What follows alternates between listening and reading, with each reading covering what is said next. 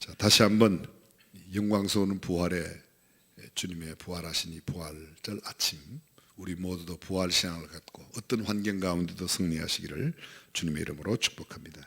일반적으로 성도들은 부활주일이 되면 예수님 부활하셨습니다, 예수님 승리하셨습니다, 또 우리가 부활한다고 하는 그런 예수 승리의 부활과 우리의 부활을 외치곤 합니다. 때로는 기뻐하여 예배드리고 계란도 먹고 또 부활절 카드도 요사이는 제법 나누곤 합니다.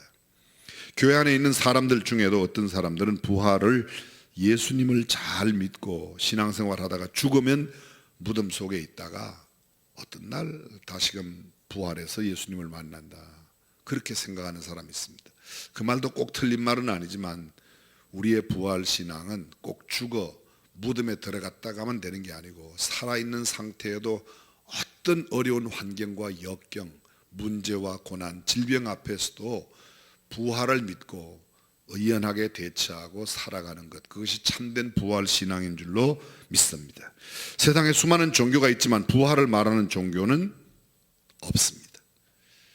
기독교의 복음만, 성경만 유일하게 아주 독특하게 유니크하게 부활을 이야기하고 있습니다. 이를테면 기독교와 불교, 기독교와 힌두교, 기독교와 이슬람교 회교예요.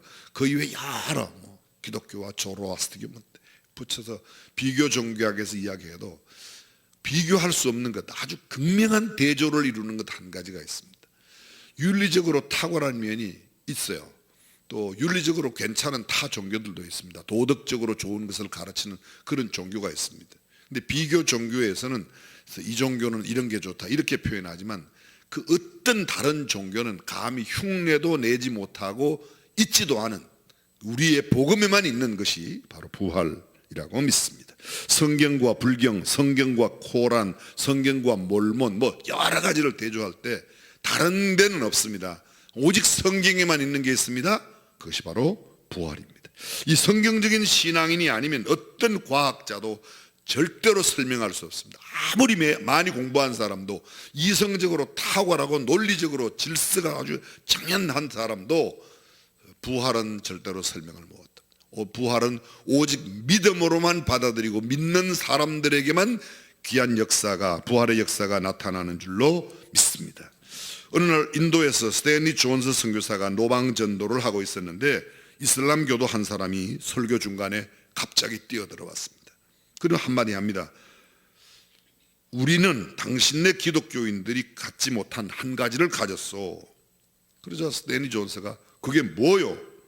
우리는 메디나에 가면 우리의 종교를 만든 그 마호멧의 무덤이 있습니다. 이슬람교의 창시자 마호멧은 메카에서 태어났고 메디나에서 죽어 메디나에 무덤이 있습니다. 메디나에 무덤이 있다는 겁니다.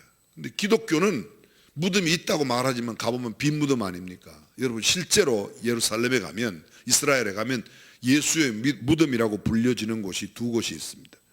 둘 중에 어디가 정확하게 예수의 진짜 무덤인지는 잘 몰라요. 우리는 우리가 가는 곳이라고 그렇게 알고 있는데, 근데 놀라운 것은 그 두 가지 다 똑같은 이 두 곳, 예수의 무덤이라고 일컬어지는 두 곳 다 공통된 게 하나 있습니다. 모두가 다 빈 무덤입니다. 복음은 빈 무덤이라는 사실을 기억해야 됩니다.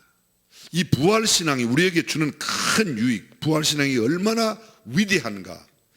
작년 부활주일이 4월 21일이었습니다. 그때 설교를 하면서 제가 먼저 아주 예화를 하나 들었는데 혹시 기억나십니까? 일부 예배도 여쭤봤더니 다 웃으시더라고요. 기억이 잘 안 나시나 봐요. 이제 이야기하면 기억이 나실지 모르겠습니다. AD 125년 로마의 황제 마크스 아우렐리스가 친구에게 보낸 편지 가운데 그가 본 예수 믿는 사람들의 모습을 그 편지 속에 적었습니다. 내용은 이렇습니다. 기독교는 정말 이해하기 힘든 새 종교 집단이다. 사람이 죽어도 슬퍼하기는커녕 기뻐하며 그들의 신에게 감사의 예식을 드린다. 그들은 장례를 지내기 위하여 묘지로 갈 때에도 마치 가벼운 소풍이나 가듯 노래를 부르며 감사합니다, 감사합니다 라고 말하며 행진한다. 초대 기독교인들이 보여준 모습, 그들의 부활 신앙이 얼마나 위대한 것이었는지 부모님을 사별하고도 그것이 슬픔보다는 다시금 부활을 믿는 아름다운 신앙의 모습을 보여주었다는 겁니다. 여러분, 미국에 가면 서부의 제일 유명한 대학, 미국에 원체 유명한 대학이 많이 있지만 유명한 대학 가운데 스탠포드 대학이라고 들어보셨을까요? 릴랜드 스탠포드, 제인 스탠포드, 이 부부가 세운 학교입니다. 26살, 22살 스탠포드가 22살 된 제인과 함께 결혼했어요. 릴랜드 스탠포드가 결혼을 했습니다. 결혼하고 18년 동안 아이가 생기지 않는 거예요. 그 18년 만에 44살이 되어서 부인이 40살 때 아기를 하나 낳았습니다. 근데 그 아들이 낳았는데 천재예요. 공부를 너무너무 잘하는 거예요. 15살에 하버드 대학교를 들어갔습니다. 근데 공부가 채 1년도 마치기 전에 몸이 약해서 병에 걸려서 집으로 돌아오게 됩니다. 병원의 의사에게 진단을 받아보았더니 이 휴양을 위해서, 아이를 위해서 유럽 여행을 가면 어떻겠냐고. 이 릴랜드 스탠포드는 당대 미국의 굉장한 부자였습니다. 미국의 19세기 중엽에 철도망을 쫙 갈 때 아주 철도망으로 엄청난 돈을 벌어서 오늘로 말하면 아주 굉장한 재벌이었습니다. 뿐만 아니라 그는 캘리포니아 주의 미 연방 정부를, 즉 주 정부를 대표하는 상원 의원이 되었고 훗날 캘리포니아 주지사도 지냈습니다. 근데 그 아들이 그렇게 병이 걸리니까 다른 직을 다 그만두고 아들과 함께 유럽으로 여행을 갑니다.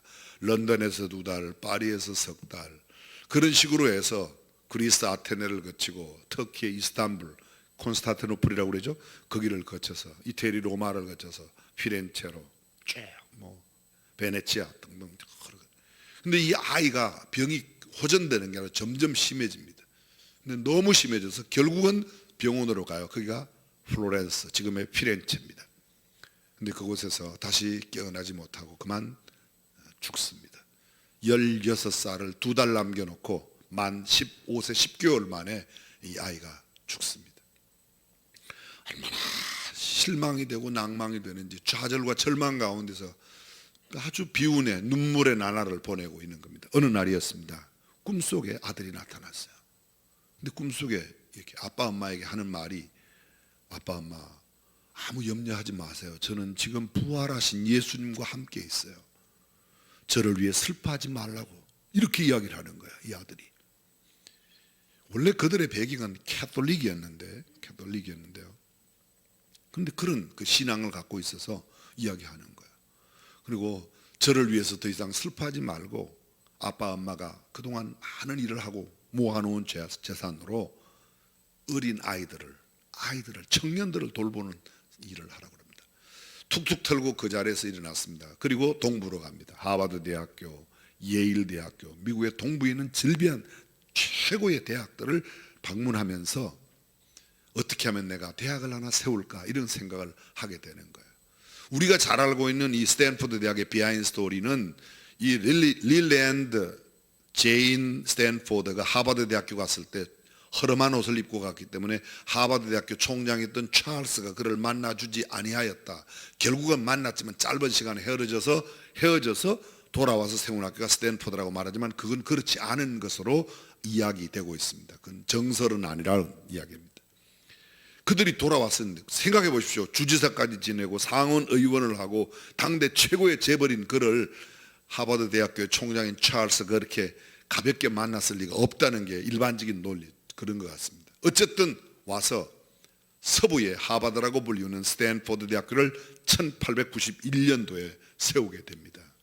그 학교를 세우면서 학교 전체 건물 디자인을 뉴욕 센트럴 파크를 디자인했던 사람이 디자인하게 해서 100년 이상 지났지만 지금 130년 이렇게 지나는데도 여전히 스탠포드 대학 캠퍼스는 전 세계 대학 캠퍼스 가운데 가장 아름다운 캠퍼스이고 전혀 현대 감각에 뒤지지 않는다고 합니다. 9,000명을 수용할 수 있는 어마어마한 기숙사가 있는가 하면 학생 8명당 교수 1명의 전 세계 교수 확보율이 가장 좋은 연구대학이에요. 스탠포드 대학교의 특징이 뭔가 하면요, 공부 잘해서 주는 장학금은 없습니다. 이미 스탠포드를 들어온다는 것 자체가 공부는 다 잘하는 아이라고 가정하에 그런 아이들만 뽑으니까 필요에 의해서 돈이 필요한 아이, 이 아이는 장학금을 주면 공부할 수 있는 아이다, 그런 아이들에게만 장학금을 주는 아주 독특한 특징을 갖고 있습니다. 그게 안에 기념성당이나 또 자기 아들을 기념하는 15년 10개월을 살고 한 아들을 기념하는 아치를 이렇게 만든 곳에도 아주 많고, 이 깔레의 무슨 여러 사람들, 깔레의 사람들이라고 하는 작품, 로댕의 작품도 그곳에 만들어 놓고, 뭐 지금 짧은 시간에 말할 수 없는데, 근데 그 수많은 사람에서 세계적인 지금 석학들을 많이 길러내고 노벨상을 만들어내는 사람들, 또 후보와 함께 당대 미국에 큰 영향을 끼쳤던 수많은 일들을 행했습니다. 근데 그건 결정적으로 이루어졌던 그것이 뭔가 하면 꿈에 본 아들, 나는 부활하신 주님과 함께 있습니다. 예수 믿어 부활하는 신앙으로 언젠가는 아들을 만날 수 있다는 소망, 이것이 바로 믿음의 사람들이 갖는 소망이란 말이죠.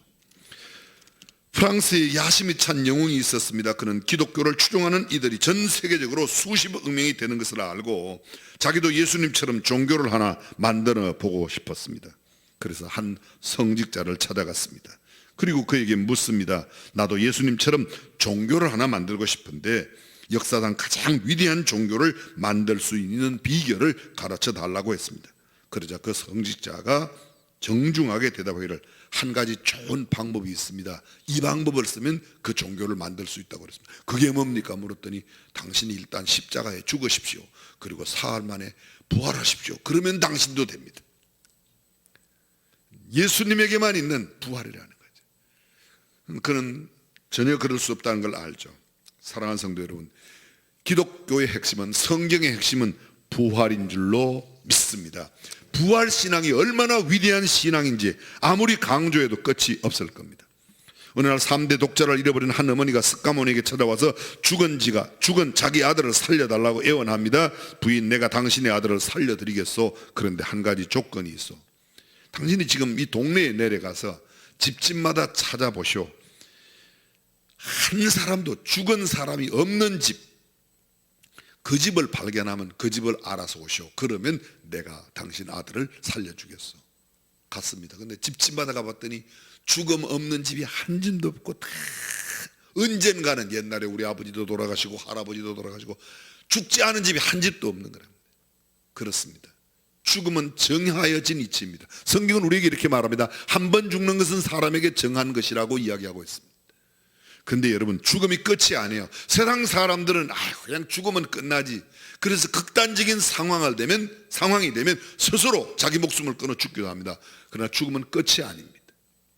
반드시 그 이후에 새로운 영원한 세계가 있다고 성경은 가르쳐요. 그건 영원한 지옥과 영원한 천국이 있습니다. 그런데 영원한 천국과 지옥을 굳이 나누지 아니하도록 오늘 성경은 우리에게 뭐라고 말하는가 하면, 죽은 사람들이 다시 살아나는 부활이 있다고 이야기하고 있습니다. 참된 부활 신앙을 가지고 살아가는 저와 여러분들이 될 수 있기를 주님의 이름으로 축원합니다. 그렇습니다. 기독교만 있는, 복음에만 있는, 예수 그리스도에게만 있는 이 빈 무덤, 이것이 바로 우리의 유일한 소망입니다.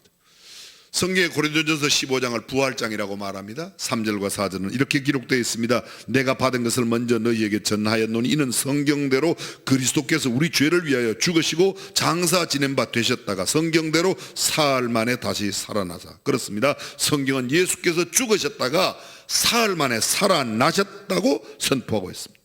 계속되는 말씀, 오늘 본문은 20절입니다. 15장 20절입니다. 그러나 이제 그리스도께서 죽은 자 가운데서 다시 살아나사 잠자는 자들의 첫 열매가 되셨도다.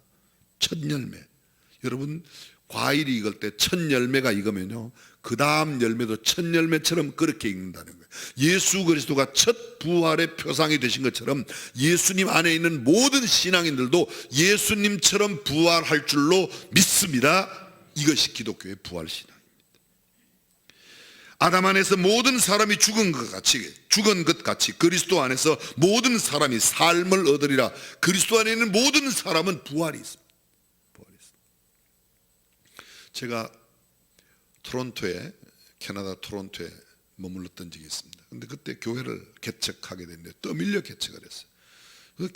처음 개척하는 교회에 소위 연합교회 다니시는 장로님, 권사님 이런 분들이 몇 분 교회를 오셨습니다. 교회를 옮겨 오신 거예요. 그분들이 저한테 질문을 해요. 예수님이 죽었다가 살아나셨다는데 그걸 믿냐고, 부활을 믿냐고 물어요. 제가 믿는다고 그랬더니 자기네들은 부활을 안 믿는데요. 근데 교회 멀쩡하게 장로님, 권사님들이에요. 그 제가 여쭤봤어요. 그럼 뭘 믿냐고 물어봤어요. 그랬더니 그들이 하는 말이 우리는 예수를 믿는다고 그래요. 그건 예수 믿는 거 아니다. 우리가 예수를 믿는다고 말할 때 예수를 믿는 것은 예수 그리스도께서 성경대로 죽으시고 사흘 만에 장사 지낸 바 그 된 자리에서 다시 살아나신 주님을 믿습니다. 그게 예수 믿는 거예요. 십자가에 죽은 예수를 믿는 예수가 아니에요. 죽은 예수, 우리의 대속을 위하여 죽으신 예수뿐만 아니라 다시 사흘 만에 부활하신 주님을 믿는 그 믿음이 온전한 믿음인 줄로 믿습니다. 그렇습니다. 예수님이 처음 태어나셨을 때 결례의 예를 따라서 마리아와 요셉이 아기 예수를 안고 성전에 가요. 근데 그때 그 성전에서 두 사람을 만납니다. 안나라는 여인과 함께 시므온이라고 하는 사람이 만나요. 그 시므온이라고 하는 사람, 그 시므온의 예언이 있습니다. 들어보십시오. 시므온이 저에게 축복하고 그 모친 마리아에게 일러 가로되 보라, 이 아이는, 예수는, 이 아이는 이스라엘 중 많은 사람의 폐하고 흥함을 위하여 비방을 받는 표적되기 위하여 세움을 입었다. 폐함과 흥함을 위하여. 그 흥함이라는 단어가요, 고린도전서 15장의 부활이라는 단어와 똑같은 단어예요. 흥한다, 그 말이 무슨 말입니까? 죽었다가 다시 살아난다는 거예요. 그게 흥함이라는 단어입니다. 헬라어 원어로 이 단어는 헬라어로 아나스타시스라는 말인데 다시 일어선다, 그런 말입니다. 또 다른 헬라어로 비슷한 말입니다. 아니스테미라가 있습니다. 아니라는 말은 위로란 말이고 히스테미, 그게서 아니 히스템인데 붙여서 아니스템이라고 되어 있습니다. 이것이 바로 위로 세우다, 똑바로 세우다. 죽어서 늘어져 있는 상태가 있는 것이, 그대로 두는 것이 아니라 그것이 세움을 받습니다. 일으켜 세움을 받는 것, 이것이 바로 부활이라는 말입니다. 아, 저분 참 달라, 반듯한 분이야. 저분은 진짜 제대로 서 있는 분이야. 부활신앙을 가진 사람.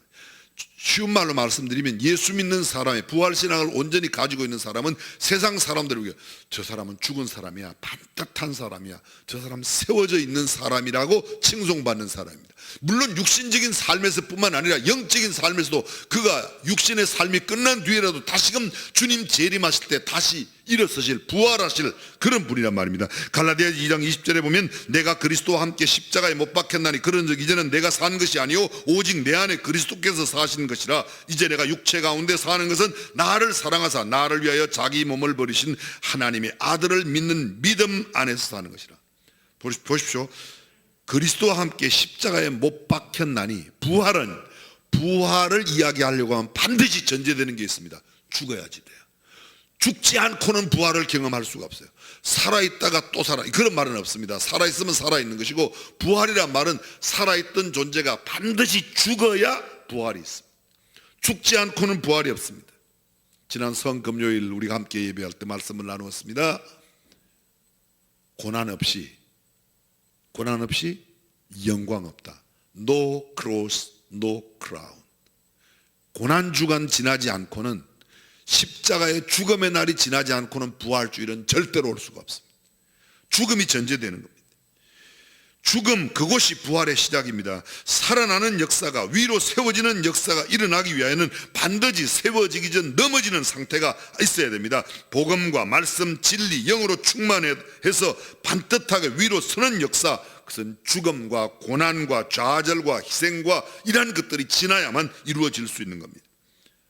부활이 없다면 복음은 더 이상 복음이 아닙니다. 부활이 없다면 기독교는 꽝입니다. 영생도 없습니다. 그러므로 부활을 믿지 못하는 신앙은 올바른 신앙이 아닙니다. 나는 예수는 믿는데 부활은 못 믿는다. 대한민국 신학생들 가운데 2%가 부활을 믿지 않는다고 대답해요. 그래도 그거 나와서 목사 돼요. 그러면 어떻게 되죠? 정말 위험합니다. 여러분들은 성경적인 올바른 신앙과 신학을 가진 그런 공동체에 함께 신앙생활해야 될 줄로 믿습니다. 세상에 많은 사람들이 성자 예수, 부자 예수, 의사 예수를 찾아다닙니다. 쉬운 말로 말하면 예수 믿어서 나 고침받겠다, 예수 믿어서 나 부자 되겠다, 예수 믿어서 나도 좀 성스러운 사람이 되겠다. 여러분, 예수 믿으면 자동으로 되는 것이지, 예수의 생명이 내 안에 들어와 예수의 삶이 내 안에 오면, 예수님의 신앙이 내 신앙이 되면 내가 자동으로 그렇게 살아가는 거지, 내가 노력해서 성스럽게 되고 내가 그렇게 되는 것이 결코 아니라는 것입니다. 부자 되지 못하고 고침받지 못하고 문제를 해결받지 못해도 참된 부활을 믿는다면 그저 그런 것이 문제가 될 것이 없습니다. 어렵게 지나고 비참한 삶을 살다가 가장 병상의 고통 가운데서 처절하게 아주 가난하게 살다가 그렇게 가장 비통한 모습으로 그렇게 죽는다고 해도 문제가 되지 않을 것은 죽음이 끝이 아니라 다시 살아난 부활이 있기 때문인 줄로 믿습니다. 부활의 소망이 있는 사람 다르다는 겁니다. 히브리서 11장 믿음장이라고 합니다. 35절 이렇게 성경은 기록되어 있습니다. 여자들은 자기의 죽은 자를 부활로 받기도 하며 또 어떤 이들은 더 좋은 부활을 얻고자 하여 악형을 받되 구차히 면하지 아니하였으며 또 어떤 이들은 희롱과 채찍질 뿐 아니라 결박과 옥에 갇히는 시험도 받았으며 돌로 치는 것과 톱으로 켜는 것과 시험과 칼에 죽는 것을 당하고 양과 염소의 가죽을 입고 유리하여 궁핍과 환난과 학대를 받았으니 이런 사람은 세상이 감당치 못하도다. 저희가 광야와 산중과 암혈과 토굴에 유리하였느니라. 가장 힘들고 어려운 초대교회 박해의 모든 상황을 다 담고 있는 구절이 이 구절입니다. 그런데 더 좋은 부활을 얻고자 하여 이 모든 것, 악형을 받되 구차히 도망갈 길이 있어도 도망가지 않았다는 거예요. 왜요? 부활이 있으니. 칼에 죽임을 당하고 희롱과 채찍질을 당하고 결박과 옥에 갇히며 여러 가지 시험을 받고 톱으로 캐임을 당하고 돌을 던지는 가운데 돌무더기 속에 죽어갑니다. 여러 가지 시험을 받습니다. 양과 염소의 가죽을 뒤집어 쓰고 죽습니다. 양과 염소의 가죽을 썼다. 무슨 말이죠? 양과 염소의 가죽을 입혀갖고 굶주린 사자 굴 속에 던지면 사자가 양인 줄 알고 염소인 줄 알고 사람을 잡아먹는 겁니다. 그래도 그들은 신앙을 저버리지 않았습니다. 여러분 아마 쿠어바디스 도미네라고 하는 영화를 보셨을 거예요. 네로 황제가 예수 믿는 사람들을 콜로세움 안에 가둬놓고 원형 경기장 안에 가둬놓고 다 막 물어뜯게 만들고 짐승들로 사자들로 하여금 그리고 불을 질러 죽게 합니다. 그런데 새벽에 너무 궁금해서 네로가 와보잖아요. 그 길을 횃불을 들고. 근데 죽어가는 그 사람들, 그 죽음의 얼굴 모습이 너무 평온한 가운데 웃고 있는 거예요.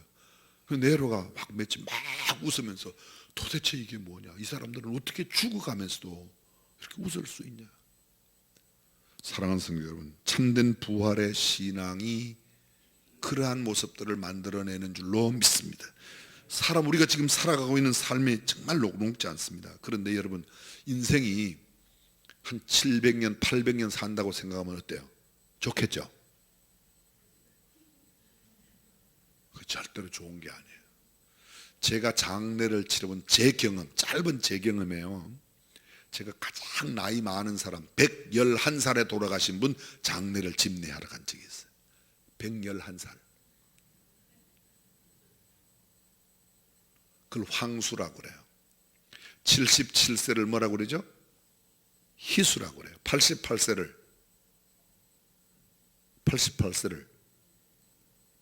미수라고 그래요. 미수. 90세를 졸수라고 그래요.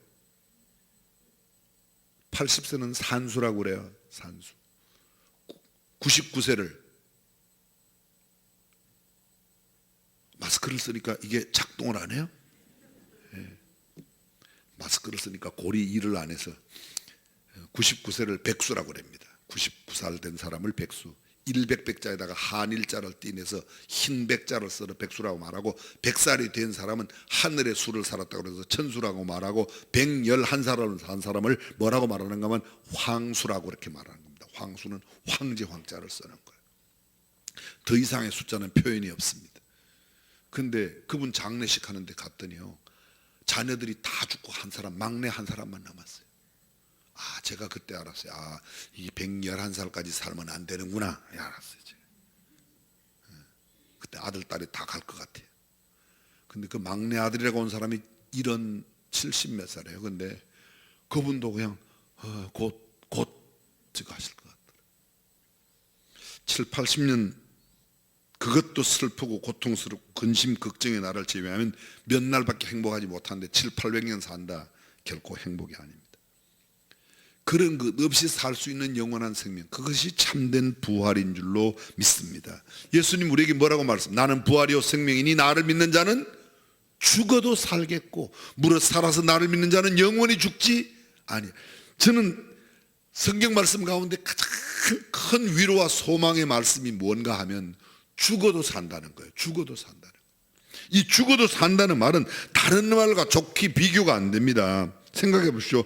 부자가 되리라, 대박나리라, 높은 자리 오르리라, 인기스타가 되리라, 국회의원 내일 모레 확실하게 당선되리라. 뭐 후보들은 그 말 좋아할지 모르겠지만 그거보다도 죽어도 살리라. 무슨 뭐와 비교하겠습니까? 1등 하리라 이런 거와 비교해. 뭐 너 트로트를 불러갖고 무슨 임영웅보다 노래를 더 잘하리라, 송가인보다 더 잘하리라, 그런 말과 비교할 수 없어요. 돈을 많이 벌리라, 너희가 무슨 대단한 명예를 얻으리라, 대통령에 당선되리라. 당선되면 몇 년 가는데요. 몇 년 지나고 났더니 보니까 여기서 전부 다 또 복잡한 데 다 가시더라고. 다 그런 데 가시더라고. 창피해서 정말 대한민국 사람이라고 하기가 부끄러울 때가 있어요. 그럴 때 막 이게 코로나 검사 키트 만들었을 때는 한국 사람이 너무 자랑스러운데 대통령만 마치고 나면 감옥에 가두는 나라 백성이라고 생각하면 아유 창피해. 하여간 그런 일은 좀 안 했으면 좋겠어요. 이제 아멘 안 하시는 분들은 또 잡아넣어야 된다고 생각해나 봐요. 그 어떤 말보다 교수가 되리라, 전문 직장을 갖게 되리라, 장관이 되리라, 그 어떤 말보다 죽어도 살리라. 세상의 사람들이 얼마나 죽지 않으려고 몸부림치고 발버둥 칩니까? 세상에 공부 잘하는 사람, 소위 천재라고 말하는 사람들이 제일 많이 지원하는 대학이 어디예요? 의대 법대 아니에요. 의대. 그 공부 전교 1, 2등 해갖고 거의 법대 의대 가는 사람들, 의대 가갖고 의대 졸업하고 의사 된 사람, 의학자 된 사람이 하는 일이 뭐예요? 쉽게 생각하세요. 쉽게 그냥 초등학교 수준으로 병 고치는 거. 병 고친다는 게 뭐예요? 생명 연장, 생명장. 몇 년이나 연장하는데요. 근데 영원히 연장시킨 사람이 단 한 명이라도 있어요? 그 머리 좋은 의사들이. 그러나 머리가 나빠도 배운 게 없어도 예수 그리스도를 믿으면 영원히 사는 부활의 소망을 가지는 줄로 믿습니다. 이것이 부활 소망이에요. 나는 공부를 못해서 의대 못 갔는데 괜찮아. 예수 믿으면 그 의사가 못 고치는 병 우린 죽어도 사니까 할렐루야. 그것이 부활의 신앙입니다. 솔로몬 세상에 그 어떤 누구보다도 부귀영화를 누렸습니다. 근데 그 솔로몬의 부귀영화가 성경은 뭐라고 그래요? 덜에 핀 백화파 하나만 못하다고 그랬습니다. 솔로몬이 성전 지을 때 이렇게 지었어요. 돌 한 층 놓고 금 한 층 놓고 돌 한 층 놓고 금 한 층 놓고.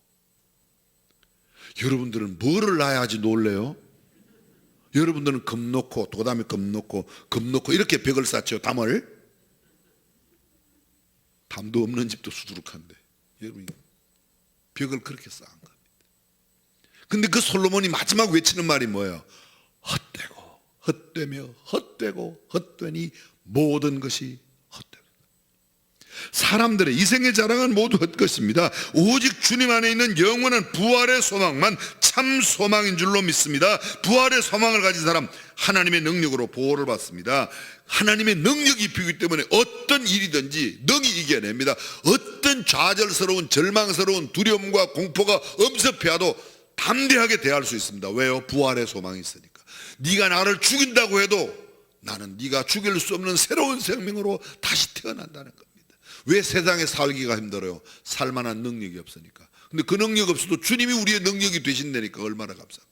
왜 세상이 힘들고 어려워? 죄이니까. 죄 때문에. 죄 문제는 예수님이 다 해결하셨습니다. 그 죄 문제 해결하신 예수 그리스도를 믿는 모든 사람들이 예수 그리스도의 능력으로 정결하게 살아갈 수 있는 줄로 믿습니다. 겨우내 얼었던 대지에 어느 날 파란 새싹이 돋아납니다. 그 생명의 능력이 바로 부활의 능력이에요. 가을이 지나고 겨울이 되면 모든 생명들이 다 죽은 것 같아요. 영하 20도 30도가 되어서 막 눈이 덮이고 꽁꽁 얼고 이제는 도저히 살아날 수 없다. 그런데도 새봄이 되면요, 거기서 풀 새싹이 막 올라오는 거 보면 참 신기하다 1번, 그저 그렇다 2번. 그거 봐요. 그게 부활의 생명이에요. 부활을 경험하지 못한 사람은 절대로 이해할 수 없습니다. 유명한 신학자 가운데 폴 틸리케라고 하는 신학자가 있습니다. 시카고 대학교에서 부활은 없다, 뭐 이상한 신학 박사예요. 그분이 강의를 했어요. 한참 모든 사람들이, 당대에 굉장히 유명한 세계적인 스각들이 함께 다 참여했습니다. 한참 강의를 듣는데 노인 할아버지가 질문을 하나 했습니다. 폴 틸리케 교수한테, 교수님 질문이 있습니다. 그리고는 가방을 열고는 사과를 하나 끄집어내서 아작 씹어 잡수십니다. 한참 있다가 내가 질문을 하나 하는데 또 이야기를 하다가 그냥 또 합니다. 사과를 먹어요. 아니 어르신 그러시지 말고 빨리 질문을 하라고 그랬더니 이분은 지금 부활이 없다고 이야기하는 겁니다. 그런데 교수는요, 어르신이 묻습니다. 한참 있다가 내가 질문 하나 있는데 하시라고, 빨리 하시라고. 그러니까 이 사과 맛이 어떤지 압니까? 그랬더니 내가 그거 먹지 않았는데 어떻게 아느냐고. 난 사과 맛을 모른다고 그랬더니 교수님 사과 맛을 모르죠. 교수님은 예수님이 누군지를 만나보지 못하였기 때문에 예수님의 부활도 모르는 거다. 사과 맛을 먹어본 사람만 아는 것처럼 예수님을 만난 사람만 예수님의 부활을 안다. 시잘데기 없는 소리 하지 말고 빨리 내려오라 소리는 제가 붙인 말이에요. 여러분, 정말 성경 안에 참된 예수를 만나고 예수를 믿는 사람들은 부활신앙을 갖게 되는 줄로 믿습니다. 그 부활신앙이야말로 참된 신앙이에요. 그것이 참된 신앙. 그래서 부활신앙을 가진 사람들은 세상에서 어떤 억울한 일이 있어도 잘 참아냅니다. 어떤 힘든 상황 가운데 그래, 네가 내 생명마저, 부활의 생명마저는 가져갈 수 없다는 겁니다. 엄동설한 북풍 송곳바람이 제 아무리 매섭고 모지려도 양지바른 동산으로부터 소리 없이 찾아오는 따사로운 봄볕을 이길 수가 없습니다. 죽음을 이기는 건강이 없습니다. 올림픽에 금메달을 따고 미스터 월드에 나가 챔피언이 되고 천하장사를 거머쥐고 프로레슬링 선수가 되어 세계를 제패하여 모든 벨트를 다 가졌다고 해도 결코 죽음을 이겨낼 수는 없습니다. 그런데 그 무서운 죽음도 부활을 이겨내지는 못해요. 부활을 이겨낼 수가 없어요. 예수 그리스도 안에는 부활은 어떤 죽음도 능히 이겨내는 줄로 믿습니다. 지위도 부귀도 명성도 권세도 학문도 기술도 철학도 아무런 소용없이 죽음 앞에 꼼짝을 못합니다. 지위가 높으면 죽음을 이길 수 있는가? 그렇지 않습니다. 그렇게 죽음이 강해요. 근데 그 죽음이 꼼짝 못하는 게 하나 있습니다. 부활 앞에 죽음은 한갓 아무런 힘을 못 써요. 사랑하는 성도 여러분, 예수의 부활이 우리의 부활이고 우리의 부활, 그 부활을 믿는 사람들이야말로 세상에 그 어떤 죽음보다 더한 것이 와도 능히 이겨내는 줄로 믿습니다. 얼음이 녹으면 봄이 오듯이 그리스도 안에 잠자는 자들은 영광스러운 주님 다시 오시는 날에 반드시 부활할 겁니다. 봄을 이기는 여름이 없는 것 같이 예수 부활, 예수 소망을 이기는 절망은 없습니다. 오늘 좌절과 절망과 고통, 공포와 두려움 그 무엇도 부활하나면, 부활신앙 하나면 넉넉히 이길 줄로 믿습니다. 생명이 없는 나무 봄이 와도 잎이 돋지 않습니다. 생명이 없는 사람 꼬집어도 아프지 않습니다. 그러나 생명, 부활의 생명을 가진 사람 어떤 것 가운데도 능히 이겨냅니다. 지금 이 시간 어쩌면 나는 답답한 일을 당하고 감당할 수 없는 무거운 짐을 지고 살아가고 있는지 모르겠습니다. 사방으로 우겨싸임을 당하고 답답한 일을 만나고 그 꾸러뜨림을 당한다고 생각하는지 모르겠습니다. 소망이 다 끊어져 죽고 싶고 빨리 한시바삐 세상을 버리고 싶은 그런 사람이 계신지도 모르겠습니다. 그러나 우리를 구원하시려고 인간의 몸으로 이 땅에 오셔 십자가를 지고 돌아가셨다가 부활하신 그 주님을 믿는 신앙, 부활신앙을 믿는 사람은 이러한 모든 상황 가운데도 넉넉히 이기는 줄로 믿습니다. 코로나19 상황 가운데 바이러스로 수많은 지구촌 사람들이 지금 신음하고 고통 가운데 있지만 우리는 이런 가운데 원망 불평하지 말고 부활의 신앙으로 이 모든 것들을 이겨내고 승리하는 삶 살아가시기를 주님의 이름으로 축원합니다. 기도하겠습니다.